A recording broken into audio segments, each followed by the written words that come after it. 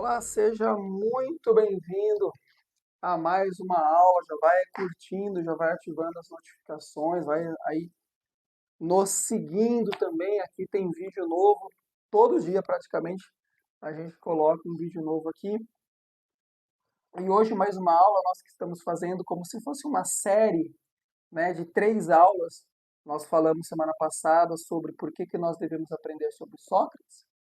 Hoje nós iremos passar um pouquinho sobre o porquê que nós devemos aprender sobre Platão e na semana que vem nós iremos falar por que nós devemos aprender sobre Aristóteles. Certinho?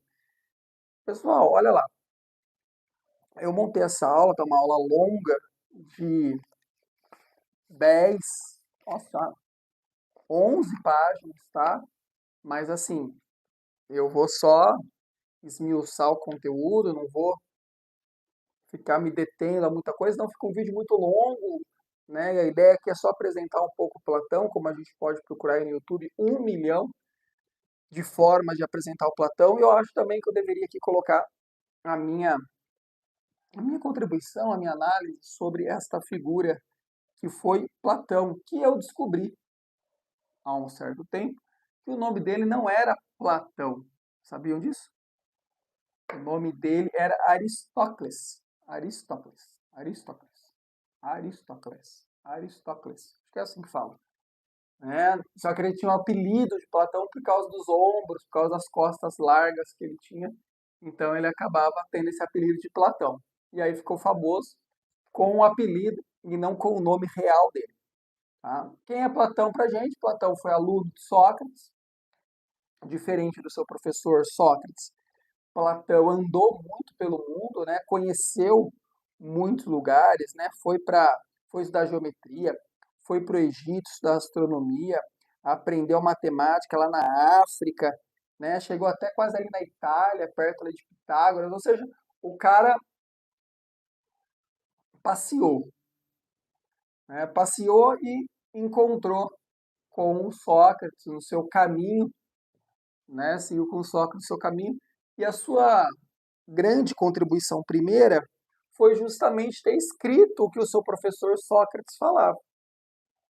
Não é à toa que todos os livros, acho que todos, tá? Eu posso estar errando aqui, mas a maioria dos livros de Platão tem como personagem principal Sócrates. Então, Platão faz esse trabalho para nós de deixar escrito o pensamento socrático, que acaba sendo a base depois do seu pensamento. Né? Platão pega ali o que Sócrates fala e dá um F5, né? Dá uma atualizada ali para a gente e contribui ainda mais na filosofia. Nasceu em Atenas, tá? Em 428, morreu em 347 antes de Cristo, ou seja, alguém lá da história antiga. E o que mais que é importante a gente colocar aqui na introdução? Platão veio de uma família rica, tá? Platão tinha descendência com Solon, o grande Solon da Atenas do período clássico. Então, ele tinha a oportunidade de não trabalhar, se é que a gente pode chamar assim, e estudar o tempo inteiro. E justamente por isso ele conseguiu se dedicar tanto a esse conhecimento todo que ele tem, concorda? De geometria, matemática, astronomia e, consequentemente, filosofia. O que ele faz aqui para a gente? Então, ele encontra Sócrates, aprende com Sócrates. Depois, ele vê o julgamento de Sócrates. Sócrates morre. E depois de 11 anos dessa morte, né, do seu mentor, Platão volta para Atenas e funda a Academia Platônica. E qual que é a grande diferença ali da Academia Platônica perante as outras que haviam dentro de Atenas? É que a Academia Platônica ela estava realmente preocupada com, com a filosofia. né, com a busca, com o conhecimento dessa verdade. Porque haviam outras escolas onde a primazia, né, a grande defesa ou a menina dos olhos dessas escolas era a oratória. Porque ser um cidadão grego era ser um cidadão que falava, né, que defendia os seus princípios em praça pública. Então, o falar bem, mais do que bem falar, ou seja, falar a verdade, era, era o ensino. Né? A retórica tinha mais essa função do convencimento do que realmente de, de buscar a verdade, de convencer na verdade. Pelo contrário, tanto é que aí você vai perceber que Platão, Sócrates vão criticar tanto os, os sofistas, porque a linguagem está a serviço do convencimento. E para o Sócrates, para Platão, a linguagem está a serviço da verdade. Né? Falar é dizer a verdade, né? Significar as coisas, dar nome aos bois, é justamente a função, deve ser a função da verdade. Tanto é que tem um, um sofista, que é o Gorgias, que vai afirmar que não existia verdade. E aí, se não existia verdade, cada um poderia criar, se é que a gente pode usar esse termo, a sua verdade. Por que vai dizer Gorgias? Porque se houvesse uma verdade, ela seria inacessível. Na cabeça de Platão, isso é um surto tremendo, e o que faz ele, então, acabar fundando a Academia Platônica, que vem, então, ensinar, buscar o ensino real da verdade, né, através da filosofia. E o que Platão tentou responder ao longo de sua carreira filosófica, já que ele não foi para a carreira política, por um descontentamento de ver toda a política, de ver o julgamento também do seu mestre, né, de maneira tão injusta. Ele vai tentar responder, por exemplo, como que nós conhecemos as coisas. Platão vai tentar responder para a gente o que é a alma, né, o que é essa alma humana e como ela se estrutura dentro do ser. Platão vai tentar responder para nós o que é ser bom, qual o significado de bem, né, de fazer o certo. E também na grande obra dele, A República, talvez a maior obra, né, que nós vamos ter ali sobre política, né, que vai construir o ideal político depois do Ocidente, a República, quando ele tenta responder qual que é o melhor sistema político, né, qual que é o sistema ideal, e aí ele cai no certo idealismo, que tendo um tempinho hoje, a gente tenta falar, tá? Como que Platão escreve? Platão escreve através de diálogos, tá? Assim como a gente vai ler Sócrates através dos diálogos. Platão também nós vamos vê-lo como como alguém que vai buscar o diálogo, né, através da dialética, do método dialética.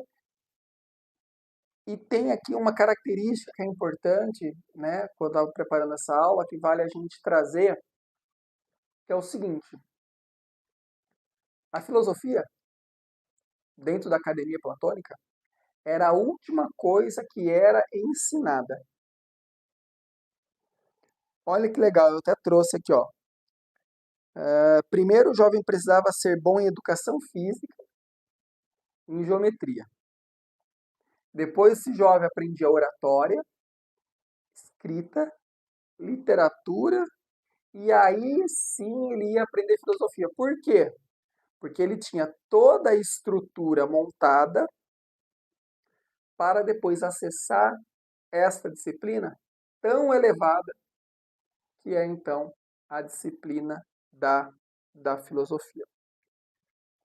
Lembre-se, já estou aqui colocando um spoiler, que Platão teve um aluno. Esse aluno chamava-se Aristóteles. E o que vai fazer Aristóteles? Aristóteles vai, então, ler o seu professor Platão e, lendo o seu professor Platão, vai discordar em algumas partes, aperfeiçoar o outro e ser um grande filósofo do período grego, ao lado, então, de Platão e do próprio Sócrates. Então, como a gente começa a entender Platão? A gente entende Platão pelo seu processo dialético, a gente entende Platão pelo seu processo do racionalismo, que a gente vai falar daqui a pouco, a gente entende Platão através do realismo e, por último, do idealismo político, que é como eu quero terminar a nossa aula de hoje. Lembrando que tudo isso faz parte de um grande ecossistema, né? De uma única coisa, vamos dizer assim. E já falando da dialética, que é o primeiro que a gente colocou, a dialética é o método, então, que Platão vai utilizar, que é o método do diálogo, do perguntar e responder, tá? Nesse diálogo, a busca sempre vai ser de encontrar um entendimento. E aí nós entendemos entendimento como encontrar a verdade. Não a minha verdade, nem a sua verdade, mas a verdade, que seja para mim e que seja para você. Como que se chega nessa verdade, Mateus? Se chega nessa verdade, segundo Platão, através do racionalismo, através do uso da razão. Lembra-se na aula passada, para quem assistiu? Quem não assistiu, clica lá e assiste a aula de Sócrates. Sócrates vai dizer que o homem é um ser racional. Platão assume essa sentença, né? Assume essa máxima e completa dizendo que somente pela razão o homem consegue, então, acessar essa verdade. Onde está essa verdade? Dentro dele. Não está fora. Né? Não está nos sentidos. Não está no toque, no cheiro, na visão. Naquilo que depois nós vamos chamar em filosofia de empirismo. Não. Está na ideia. No reflexionar aqui, né? É como se o conhecimento estivesse dentro da gente e a gente tivesse que acessá-lo. E quanto mais nós estudarmos, quanto mais nós acessarmos, quanto mais nos aprofundarmos, mais próximo nós estaremos do real, daquilo que é. Ok? Platão, isso é interessante para nós, acredita nas ideias perfeitas. E essas ideias perfeitas existem realmente. Então você não tem ali um achismo na cabeça de Platão, mas você tem a definição. E a função da filosofia é chegar, tá? É chegar nessa definição, coisa que o seu professor Sócrates também fazia. Sócrates buscou a vida inteira definir as coisas, né? Colocar os conceitos. Platão assume essa ideia dizendo que, olha, existe a ideia perfeita, pura, completa. Quer ver um exemplo que a gente pode dar? Por exemplo, a ideia de branco. Né? A ideia de branco, né? Essa folha é branca, eu só consigo afirmar ela porque existe a ideia perfeita de brancura. Eu só posso falar que aquela senhorinha é justa porque existe a ideia perfeita de justiça. Se eu não tenho, vejam, se eu não tenho essa ideia perfeita da coisa, tá? Se eu não tenho a justiça, o amor, o branco, o azul, a felicidade, o homem, a mulher, se eu não tenho esse todo o acesso à realidade, ele é corrompido. Ele se torna irreal, de certa forma. Porque eu não tenho a definição para poder, então, depois, definir as demais coisas. Isso está dentro do realismo, que é o real. Uma outra análise que o senhor Platão faz para a gente é do idealismo, e aí ele entra lá na política. Por quê? Porque quando Platão escreve a República, né? Ele cria uma certa utopia porque ele coloca a ideia de um governo ideal, perfeito. Por quê? Porque se existem as ideias perfeitas, existe um governo perfeito. E esse idealismo que a gente pode ver lá dentro da República platônica também pode ser entendido como a busca real da verdade. E essa busca real da verdade que existe não está neste mundo que eu olho pela janela, não está nesse mundo que eu toco, mas sim no mundo das ideias. E para eu acessar esse mundo das ideias, que são as ideias reais, eu tenho que fazer um processo de abstração. O que significa? Eu tenho que raciocinar, né? Pensar, refletir e encontrar essa forma pura, perfeita, livre, se é que a gente pode dizer assim, de aparências. Mas o que é por ser, ou seja, o ser enquanto ser. E esse ser enquanto ser é universal, é a essência. Olha o que a gente lê aqui que é muito bacana. Esse objeto que estou vendo agora tem tendência para assemelhar-se a um outro ser, mas por defeitos não consegue ser tal como o ser em questão. Ele é, pelo contrário, inferior. O que a gente percebe aqui, ó? Essa, essa, essa caneta, ela tem um ser perfeito de ser caneta.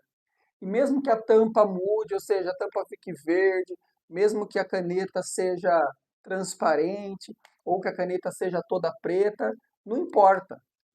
Ela continua sendo caneta porque eu conheço o ser caneta. E como que eu conheço esse ser caneta? Porque eu consigo acessar, né? Eu consigo ter um conhecimento inteligível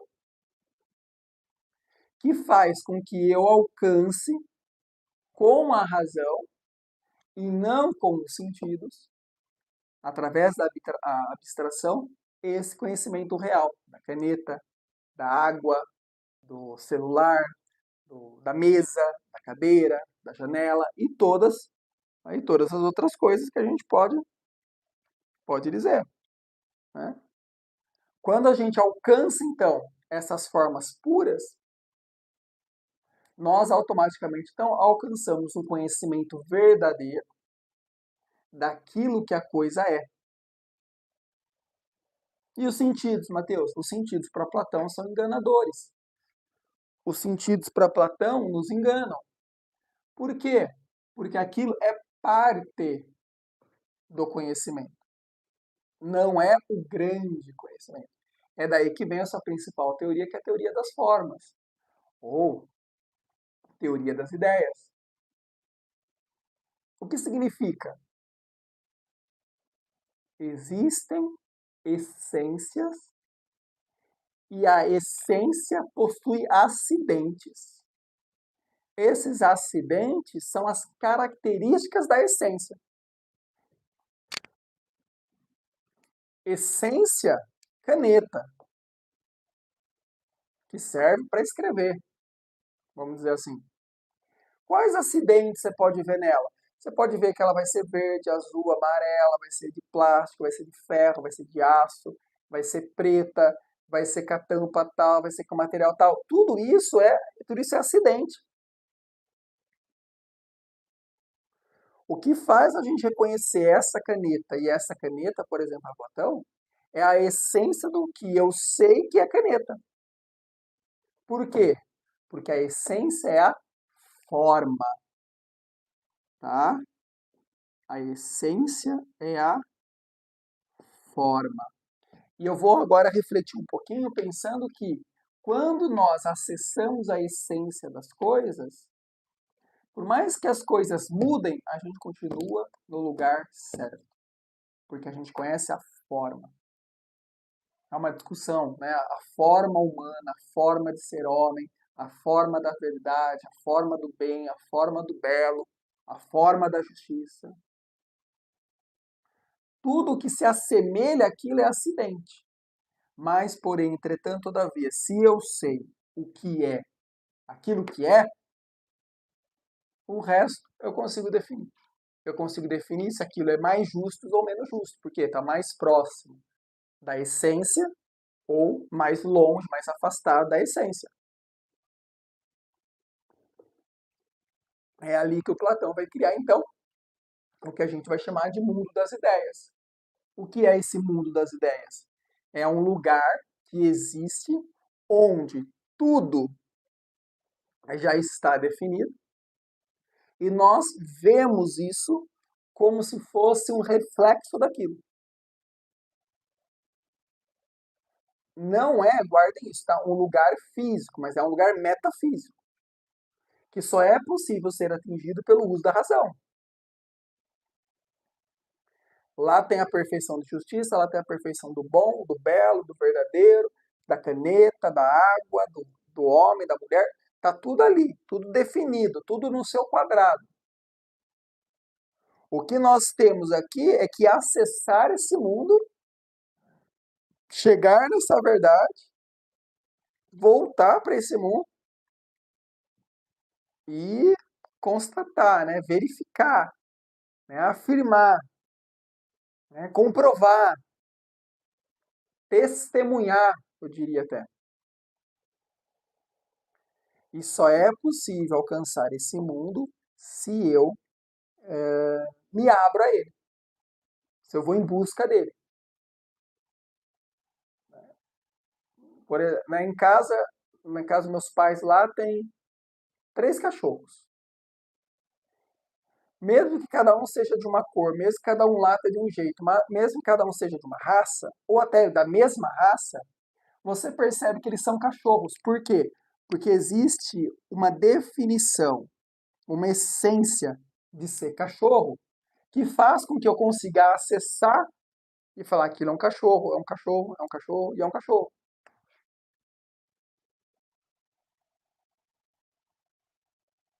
É aí que está a sacada.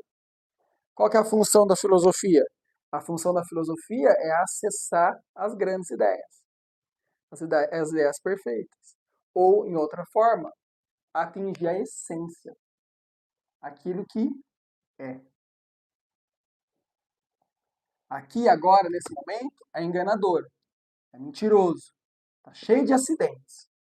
Mas o mundo das ideias, o mundo perfeito, esse mundo metafísico, onde eu tenho então a definição dos conceitos, é aonde nós temos que diariamente, constantemente, tentar acessar. Ah, como? Com o uso da razão, com a filosofia, com a reflexão. É nesse método, né, nessa forma, que a gente consegue, então, captar o real da coisa. Que é o que a gente busca, acredito eu, a vida inteira, né? Viver a realidade, buscar o real, buscar o que importa, o que é essencial. Hum? Ao longo da sua história, aqui só passando, Platão escreveu 35 diálogos conhecidos, tá? E a maioria dos diálogos tem o nome de com quem ele conversa, tá? Quando você pega lá, por exemplo, Gorgias, quando você pega Hípias maior, Hípias menor, Protágoras, Fédon, a maioria desses Teeteto, por exemplo, Timeu, a maioria desses livros tem o nome de com quem ele está conversando. E aí eu não vou passar para não ficar cansativo, mas existe uma certa divisão do pensamento socrático em 4 grandes momentos. Você vai ter os diálogos, que a gente chama de diálogos da juventude, depois a gente vai ter os diálogos de transição, depois a gente tem os diálogos da maturidade, que é quando ele vai escrever então a República para nós, e por último, o diálogo da velhice, né, que são os últimos diálogos antes da sua morte. Certinho? Perfeito. Falando ainda de Platão, eu tenho uma longa definição aqui sobre o livro A República, mas eu vou passar brevemente só para a gente entender. É um livro formado por 10 capítulos, né, ou 10 livros que vão formar capítulos, e a grande discussão ali da obra é qual o modelo ideal de governo. E para Platão, o modelo ideal de governo é onde você tem no topo da pirâmide o filósofo. Por que o filósofo? Porque o filósofo conhece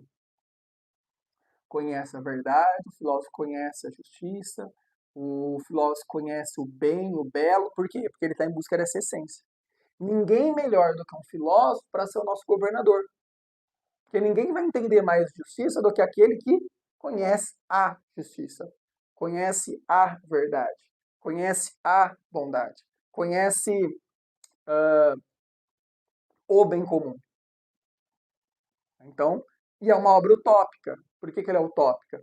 Porque para ela acontecer é uma sociedade perfeita, é uma sociedade idealizadora, assim, né, de grandes ideais. Mas aí a gente tem que ler e falar só sobre a obra da República, mas não é o momento de agora. A gente só está apresentando o autor para a gente ter uma noção básica da importância deles. E vai ser esse autor, o famosão da, da história, né, do mito, da alegoria da caverna, onde você tem, então, um monte de pessoas acorrentadas, olhando para uma parede. Nessa parede tem-se sombras que são feitas atrás dessas pessoas por um fogo, por uma luz que arde, e ali são feitos gestos, passam pessoas e isso sombreia a parede dessas pessoas. Chega um momento que um desses consegue se desamarrar, né, se soltar dessas amarras, sai da caverna, vai até a luz, descobre que tudo que ele viu a vida inteira era sombra, não era o real, não era a realidade, e volta para dentro da caverna para dizer para essas pessoas que o que elas estão vendo não é verdade, que o que elas estão vivendo não é real. E muitas vezes eu acho que é esse o nosso papel, é esse o meu papel aqui. Né? Voltar para dentro da caverna e falar, olha, o que vocês estão vivendo não é real. O que vocês acham que é, não é. O que parece a realidade não é a realidade de verdade. E aí que está o nosso papel, de conseguir sair da doxa e entrar na aletheia. O que é a doxa? A doxa é opinião pela opinião. Uma opinião que não está pautada pela verdade, mas está pautada pelo que eu acho que é. A aletheia não. A aletheia é realmente esse desvelamento, né? Esse revelar do que é verdadeiro. Quer eu goste, quer eu não goste. Isso é a aletheia. As pessoas que estão presas na caverna, olhando para a sombra, estão ali na doxa. Aqueles que conseguem desamarrar, conseguem acessar esse real, são pessoas, então, voltadas para o que a gente vai chamar de aletheia. São pessoas verdadeiras. Qual que é a nossa meta? A nossa meta é ser essas pessoas verdadeiras. As pessoas que encontram a verdade. Pessoas que buscam a verdade. Que vivem a verdade. Porque aquele que encontrar a verdade se libertará. Olha que analogia incrível que dá para a gente fazer entre, de um lado, a filosofia grega pagã e a filosofia católica cristã, quando a gente vai discutir sobre a verdade. No fundo, a gente olhar, o propósito é o mesmo, o jeito de acessar a verdade que é diferente. Mas aí é o que a gente está tentando fazer aí ao longo desses vídeos, ao longo desses cursos, estudando, lendo, aprendendo, se formando, rezando, meditando, refletindo. Certinho, pessoal? Como eu falei, a aula era para ser de umas 3 horas aí brincando, né? 11 páginas com quase 80 tópicos. Daria para a gente ficar falando aqui até umas 4 horas brincando, mas o importante era a gente introduzir, né? Passear um pouco pelos grandes conceitos platônicos. Curta esse vídeo, ative as notificações, nos siga, tem vídeo novo aí todo dia, tem todo dia praticamente. Tem a gente lá também no Instagram, siga a gente lá que vale a pena, tem conteúdo também todo dia lá que a gente não para não, hein? E é isso. Muito obrigado pela paciência, pela atenção. Até a próxima. Deus abençoe a todos.